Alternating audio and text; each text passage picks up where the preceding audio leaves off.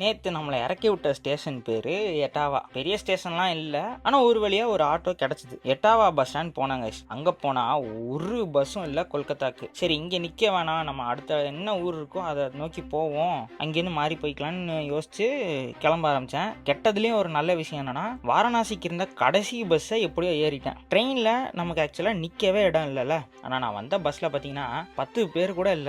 அப்படியே ஆப்போசிட். வாரணாசி வந்து இறங்கினப்போ நமக்கு அடுத்த கல் தலையில் விழுந்துச்சு. என்னன்னா, பகல் நேரத்தில் கொல்கத்தாக்கு ஒரு பஸ்ஸும் இல்லை.